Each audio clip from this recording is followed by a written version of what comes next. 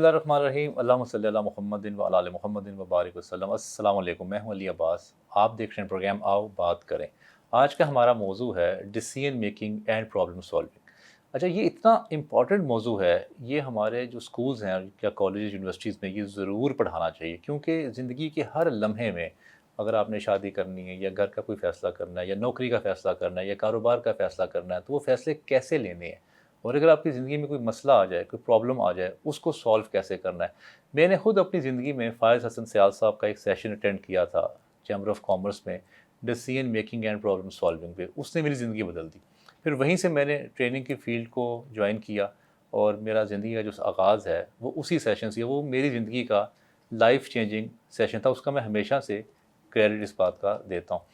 تو ہم نے یہ زندگی میں فیصلے کیسے کرنے ہیں، تیزی سے کرنے ہیں، سلو کرنے ہیں، کس فیصلے پہ پاز کرنا ہے، ان تمام باتوں کو آج ہم شاہ صاحب کے سامنے رکھیں گے، اس پہ گفتگو کریں گے۔ السلام علیکم شاہ صاحب۔ وعلیکم السلام۔ شاہ صاحب، ڈیسیژن میکنگ آرگنائزیشنز میں بھی اور گھریلو لائف میں مختلف آپ کی زندگی جو ادوار ہوتے ہیں، یہ ایک بڑا امپورٹنٹ ٹاپک ہے۔ پہلے ہم ڈیسیژن میکنگ پہ بات کریں گے، پرابلم سالونگ میں پھر بات میں آتا ہوں میں۔ ڈیسیژن میکنگ کے کیا میتھڈ ہونے چاہیے؟ جب انسان کوئی فیصلہ کر رہا ہو، اس کو کن کن چیزوں کا خیال کرنا پڑے گا جو اس کا فیصلہ ٹھیک ہو جائے؟ اکثر یہ دیکھا گیا ہے کہ لوگ فیصلہ کرتے ہیں اور پھر فیصلہ کرنے کے بعد پچھتاتے ہیں اور کہتے ہیں کاش میں نے زندگی میں یہ فیصلہ نہ کیا ہوتا۔ ہم نے زندگی میں یہ لوگوں سے بہت سننے کو ملتا ہے، کاش میں نے زندگی میں یہ نہ کیا ہوتا، کاش میں نے اس وقت وہ زمین یا پلاٹ نہ خریدا ہوتا، کاش میں اس وقت سوسائٹی میں نہ گیا ہوتا، کاش میں نے اپنے دوست کو ادھار نہ دیا ہوتا۔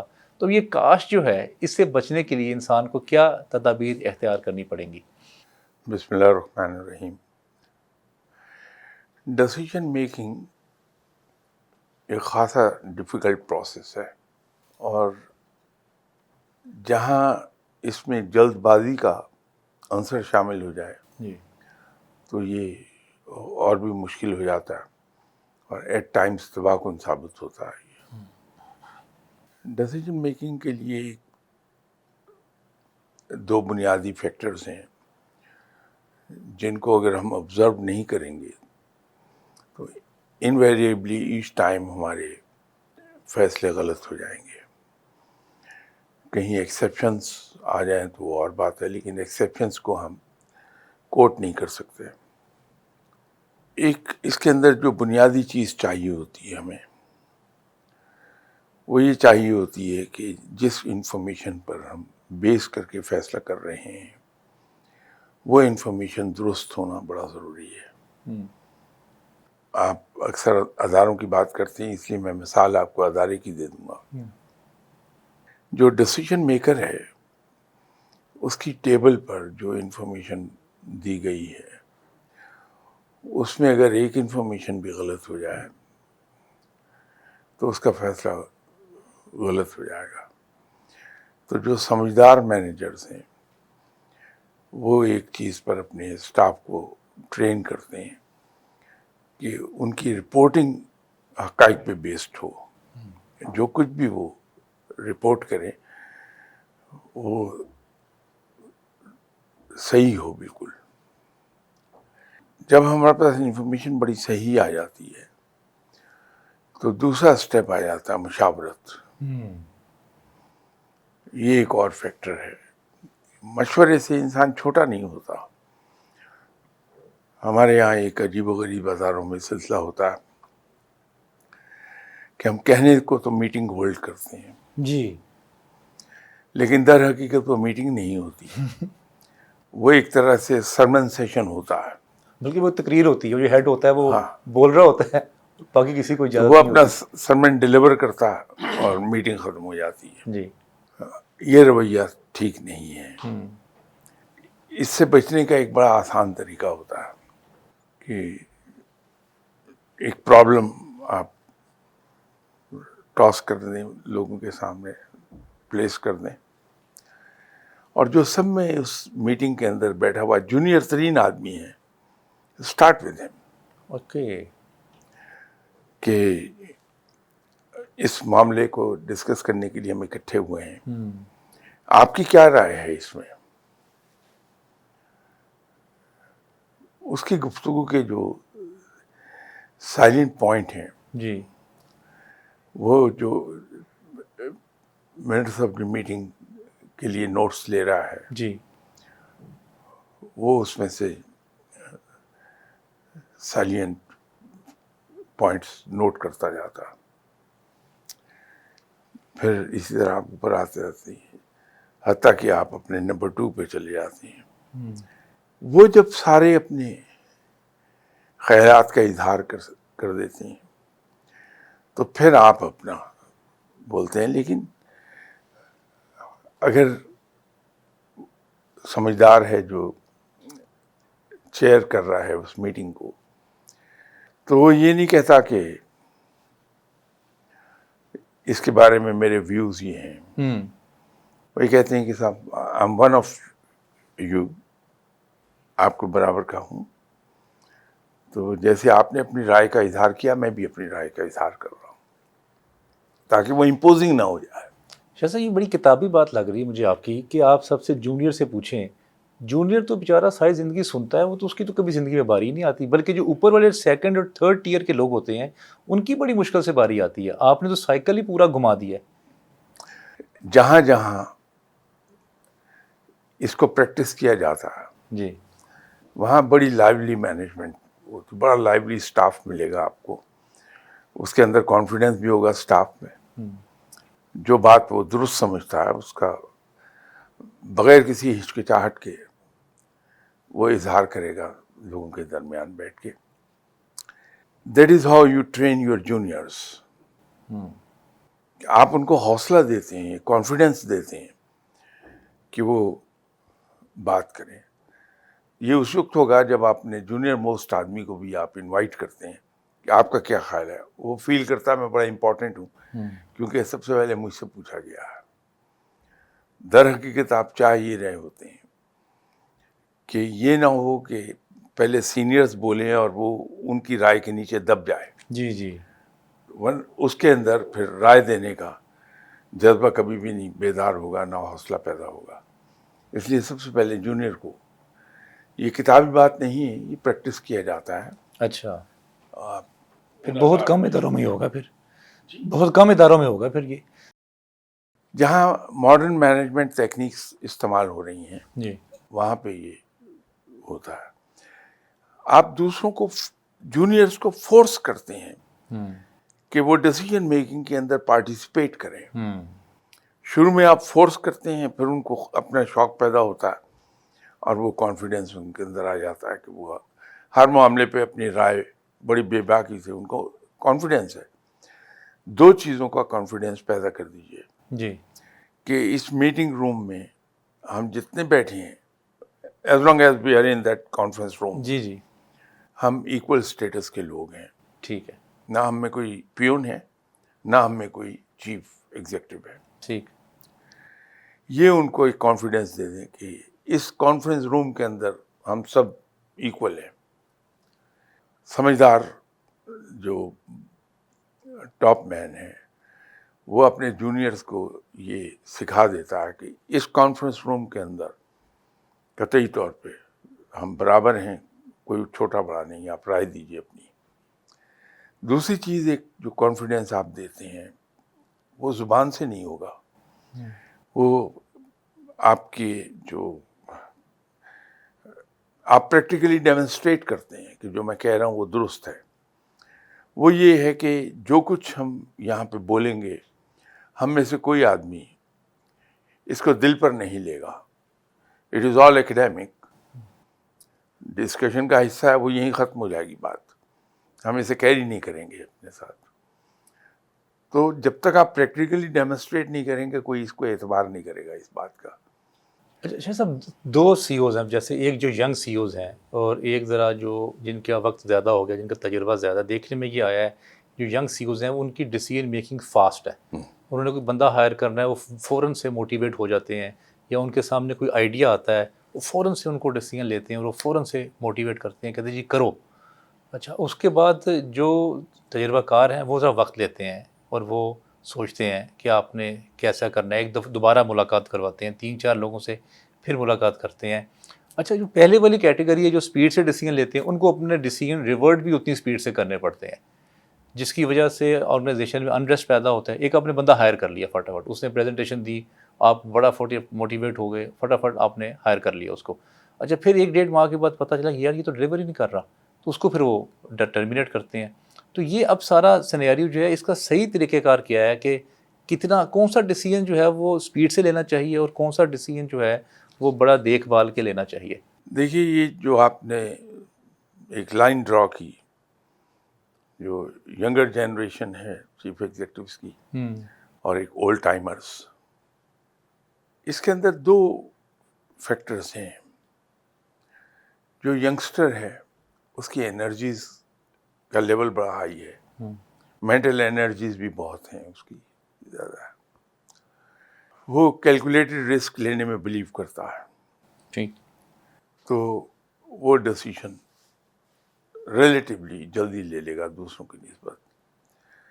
لیکن اس کے اس ڈیسیجن میکنگ میں جو فاسٹ ڈیسیجن میکنگ ہے اس میں اور ہیسٹی ڈیسیجن میں بڑا فرق ہے.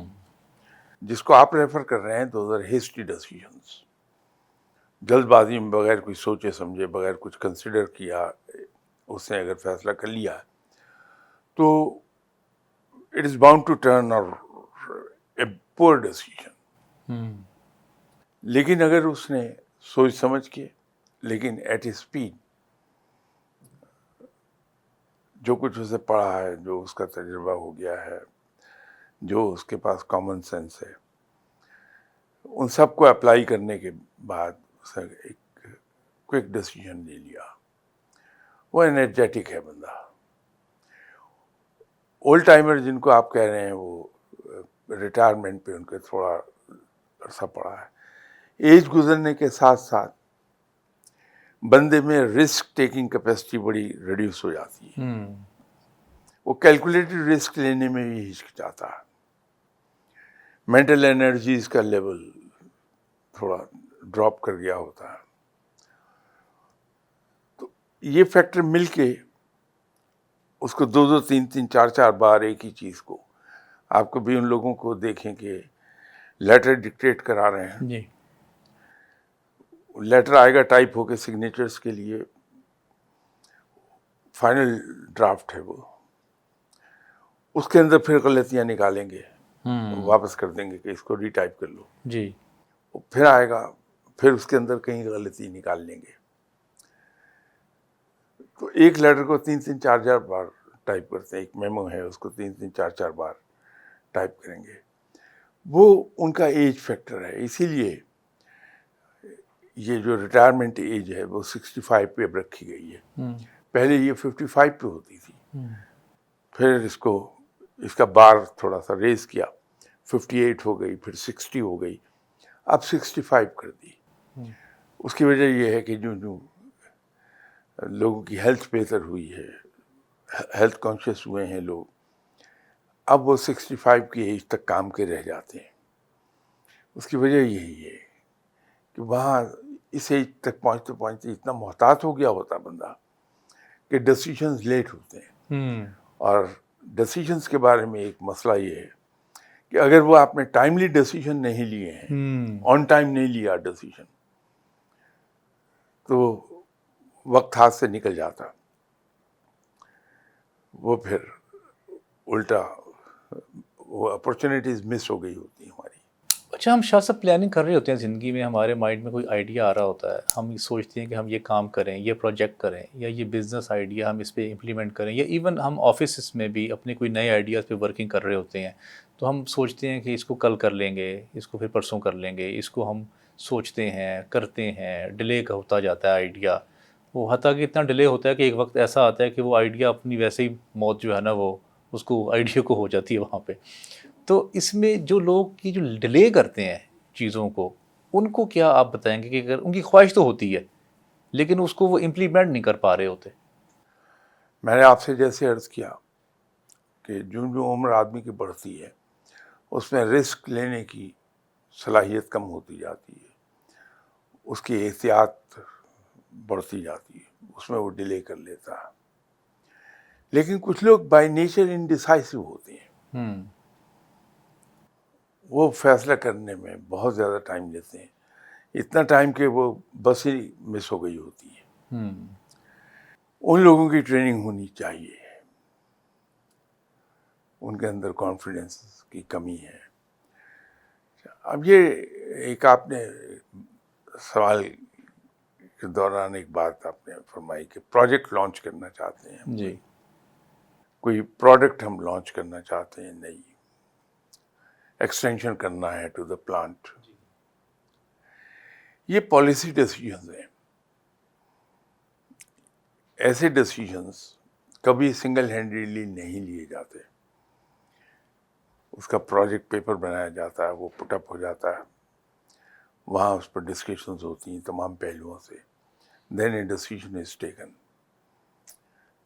البتہ جو ہمارے روٹین کے ڈیسیژنز ہیں وہ سنگل ہینڈلی ہم لیتے ہیں. جی. یا اگر ذرا بڑا فیصلہ ہے تو اپنے اسٹاف کو بلا کے ہم اس سے کنسلٹ کر لیتے ہیں, ان کی رائے مانگ لیتے ہیں. شاہ صاحب دیکھا یہ گیا کہ آرگنائزیشن میں جو ڈیسیژن میکنگ ہے اس کا ایک میتھڈ کوئی ڈیفائن نہیں ہے. ایک اگر شخص ہے اس کے بارے میں ایک خلاف لابی بن گئی ہے, 4-5 لوگوں نے مل کے اس کے خلاف ایک لابی بنائی اور اس کے جو آنر ہیں اس کو گائے بگاہے اس کے خلاف جو ہے وہ بات کرنا شروع کر دیتے ہیں, تو وہ پوائزننگ شروع ہو جاتی ہے مائنڈ میں. اور ایک ٹائم ایسا آتا ہے 5-6 ماہ گزرتے ہیں, کیونکہ وہ سی او بھی یہ پرسیو کر رہا ہوتا ہے کہ یہ ایک ہی شخص کی بات ہر جگہ سے مجھے آ رہی ہے, تو اس میں کوئی نہ کوئی تو صداقت ہوگی. وہ اپنے مائنڈ کو ایسے ٹرین کرتا ہے, اپنے سوچتا ہے اس طرح سے. حالانکہ ہو سکتا ہے کہ وہ شخص میں وہ مسائل نہ ہو, اس کے خلاف ایک لابی کی گئی ہو. جیسے اکثر کوئی اگر نیا شخص انڈلج ہوتا ہے کسی بھی آرگنائزیشن میں, کسی بڑی پوزیشن میں, تو جو نیچے والی لابی اس کو بڑی جلدی ایکسیپٹ نہیں کرتی. اچھا, اس کی وجہ سے 5-6 ماہ اس کا جو مائنڈ ہے سی او کا وہ پوزیٹنگ کرتے رہتے ہیں اور الٹیمیٹلی اس کو وہ ٹرمینیٹ کرنا پڑ جاتا ہے. تو اس وقت جو ہے وہ سی او ڈیسیژن کیسے لے؟ نہیں, سمجھدار سی او جو ہے وہ کبھی ہیئر اینڈ سے پہ نہیں جائے گا. اس تک انفارمیشن پہنچ رہی ہے, ایٹ دا کوائٹ وہ ویریفائی ضرور کرائے گا انڈیپینڈنٹلی, وہ چیک ضرور کرائے گا جو انفارمیشن مجھ تک آ رہی ہے. نہیں, ویریفائی بھی وہی لوگ کر رہے ہیں جو اس کے 5-6 ارد گرد ہیں. ایسی بات نہیں ہے, اور بھی بہت سے لوگ ارد گرد ہوتے ہیں, تو ان کے ذریعے سے وہ انفارمیشن کلیکٹ کرا لیتا ہے. ہیئر اینڈ سے پہ فیصلے نہیں ہوتے اس لیول پر جا کے. یہ میری طرح کے یا جو چھوٹے لوگ ہیں, جی, ہم ہیئر اینڈ سے پہ چلے جائیں گے. اور یہاں آپ کے پروگرام میں ایک شاید بات ہوئی تھی, آپ کے پروگرام میں یا کسی اور پروگرام میں, کہ ہمارا حال تو یہ ہے کہ میں آپ سے 40 سال پرانا واقف ہوں, آپ کو جانتا ہوں, ہم نے اکٹھے رہے ہیں, حضر میں بھی سفر میں بھی, لین دین میں آزمایا ہوا ہے ہم نے آپ ایک دوسرے کو اچھی طرح. لیکن اگر ایک تیسرا آدمی آ کے ہمیں کہہ دے کہ وہ علی عباس صاحب کا دیکھا وہ تو ڈرنک کرتے ہیں, جی, تو میں یہ سوچوں گا ہی نہیں کہ 40 سال سے میں جانتا ہوں علی عباس صاحب کو, دن کے ہر حصے میں ان سے ملاقات ہوئی ہے, بڑی قربت کا تعلق ہے, تو میں نے تو کبھی نہیں دیکھا کہ ڈرنک کرتے ہوں. میں اس کے کہنے پہ اعتبار کر کے فوری طور پہ نہ صرف اعتبار کروں گا بلکہ پھیلا بھی دوں گا سب سرکل میں. یہ بڑا تباہ کن رویہ ہے. یہ اصل میں میری کانفیڈنس کو, جو اپنی رائے پر میری کانفیڈنس نہیں ہے, میری اپنی ذات پر کانفیڈنس نہیں ہے کہ میں یہ سوچوں کہ میں نے آپ کو کیسا پایا, یہ میری ایک رائے بن گئی ہے, ایک آپ کا امیج میرے ذہن میں ہے, اس کو ٹوٹنا نہیں چاہیے کسی کے کہنے سے, انلیس کہ میں کنفرم نہ کر لوں.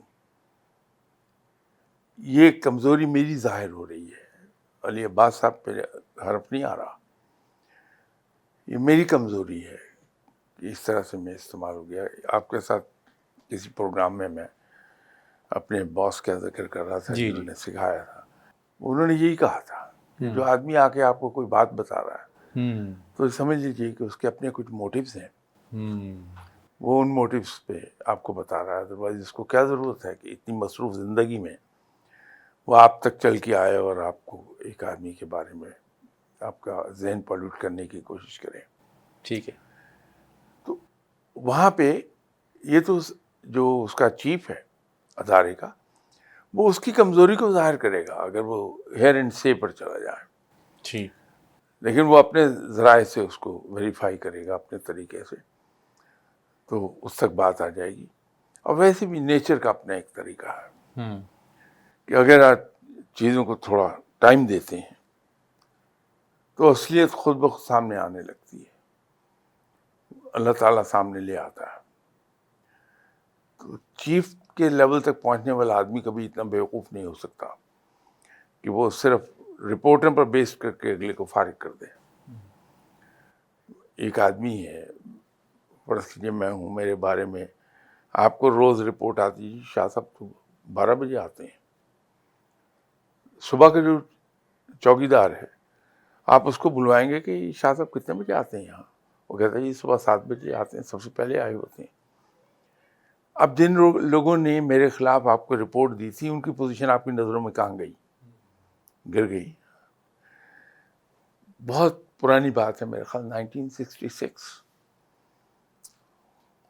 علامہ مشرقی کی کتاب میرے ہاتھ لگی، اس میں جھوٹ کے بارے میں علامہ مشرقی نے ایک سینٹنس لکھا تھا، ذرا لمبا سینٹنس تھا کہ جھوٹ، ابھی الفاظ مجھے تقریباً 100% اب بھی یاد ہیں اتنے سالوں کے بعد بھی، جھوٹ بے نہیں مثل اس پتھر کے ہے جو سطح آپ پر چند لمحوں کے لیے ارتعاش تو پیدا کر سکتا ہے، لیکن اپنی ہستی کو عبدالابدال کے لیے وہ اتھا گہرائیوں میں کھو دیتا ہے۔ یہ جملہ تھا ان کا۔ تو جب اوپر بیٹھا ہوا چیف ہوش مند ہے اور ایسی غلط رپورٹس آتی ہیں تو پھر ان کے پیچھے وہ پڑ جائے گا کہ یا تو یہ ٹھیک ہو جائیں، غلط رپورٹ نہیں دیں، یا یہ ادارہ چھوڑ کے چلے جائیں۔ پرابلم سالونگ میں کہا جاتا ہے کہ آرگنائزیشن میں جو سیلریز ہیں وہ پرابلم کے حساب سے جو ہے نا وہ طے ہوتی ہیں۔ اگر ایک شخص ہے جو آفس میں اگر کوئی بائک صحیح کرنا کا اس کو پرابلم سالو کرنی آتی ہے، اس کی سیلری اس کے حساب سے ہوگی۔ اگر کوئی بہت بڑی مشینری ہے، اگر اس کو وہ ٹھیک کرتا ہے تو اس کی سیلری اس کے حساب سے ہوگی۔ اسی طرح جو کلرک لیول کے جو ایشوز ہوتے ہیں، اگر وہ کوئی ریزالو کرے گا اس کی سیلری اس کے حساب سے ہوگی۔ اگر کوئی بہت ہائی لیول کے جو ایشوز ہیں وہ ریزالو کرتا ہے، جیسے کوئی سیلز کا ایشو ہے، کوئی برانڈنگ کا ایشو ہے، کوئی ایڈورٹائزمنٹ کا ایشو ہے، تو اس کی سیلری اس کے حساب سے طے ہوگی۔ جو پرابلم سالورز جو ہوتے ہیں، کیا یہ خدا داد ہوتے ہیں یا بھی یہ ایک سکل ہے، یہ سیکھی جا سکتی ہے؟ میرے خیال میں جو سیلریز فکس کی جاتی ہیں وہ سیمریٹ کرتی ہیں ریسپانسبلٹی سے، وہ کمپنسیٹ ادھر کریں گی کہ آپ کی جتنی بڑی ریسپانسبلٹی ہے سیلری اسی حساب سے آپ کو مل جائے گی۔ پرابلم سالونگ سے شاید اس کا تعلق نہیں ہوتا۔ جو انسان اوپر جاتا ہے اس کا تجربہ، اس کی ایجوکیشن، اس کو وہ قابلیت خود بخود ملتی جاتی ہے جہاں وہ پرابلم سالو کرتا ہے۔ لیکن جب انسان پڑھ رہا ہوتا ہے اس وقت جو اس کو سکھایا جاتا ہے یہ وہ لیول ہے جہاں وہ میتھڈس اور وہ پرنسپل سکھا دیے جاتے ہیں جن کے تحت ایک پرابلم کو سالو کیا جا سکتا ہے۔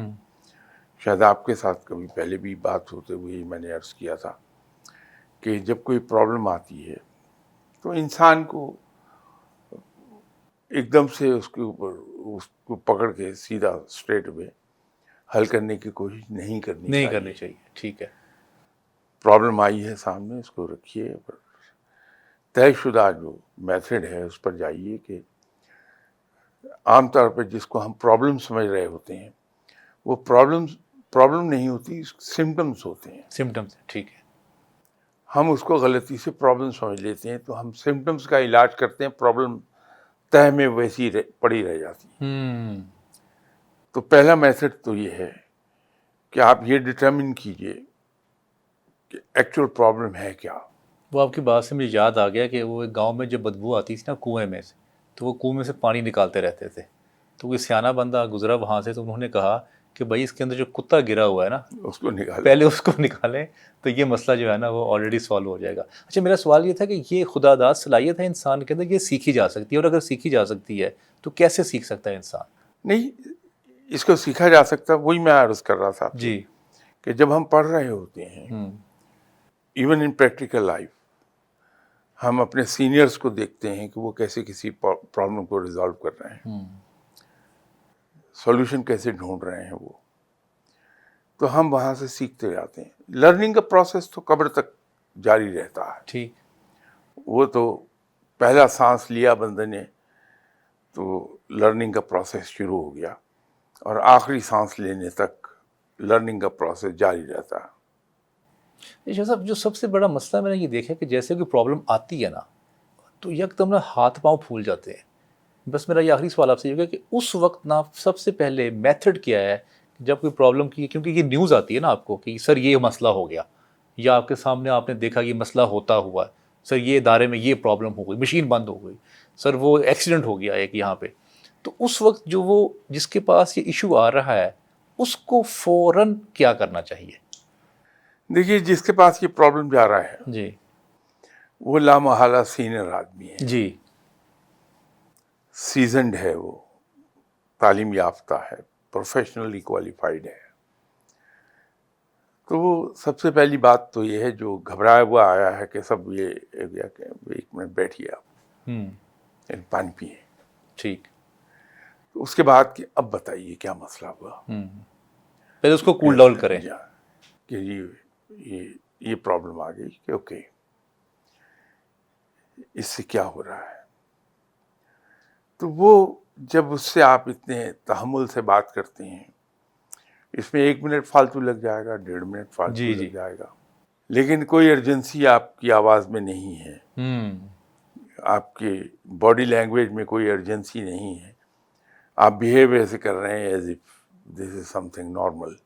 جو پرابلم آتی ہیں be one of those problems, اس سے دوسرے آدمی کو بڑا حوصلہ ملتا ہے.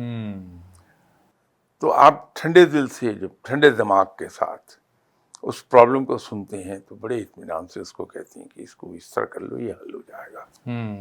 اور وہ 90% کیسز میں مسئلہ حل ہو جاتا ہے. اس کا تحمل جو ہے وہ سب سے زیادہ ضروری ہے. کمپوز رہنا چاہیے آپ کو انڈر آل سرکمسٹانسز. صحیح. جو اوپر بیٹھا ہوا باس ہے اس کا کمپوزڈ ہونا بڑا ضروری ہے. ٹھیک ہے شاہ صاحب، آپ کے وقت کا بہت بہت شکریہ. پروگرام کا وقت ختم ہو گیا ہے. اچھا میرے ایک دوست ہیں سہیل زندانی صاحب، وہ ایک تقریر میں ایک سیشن میں ہمیں ایک بات سنا رہے تھے کہ وہ ایک بڑے سیٹ کے پاس بیٹھے ہوئے تھے، تو ایک شخص آیا ان کے پاس، وہ انجینئرنگ سے ریلیٹڈ کہا کہ سر یہ بہت بڑا مسئلہ ہو گیا ہے، تو یہ اس کا حل بتائیے کیا ہو سکتا ہے. تو انہوں نے کہا سہیل زندانی صاحب آپ ذرا سائڈ پہ بیٹھی، میں یہ مسئلہ سالو کروں.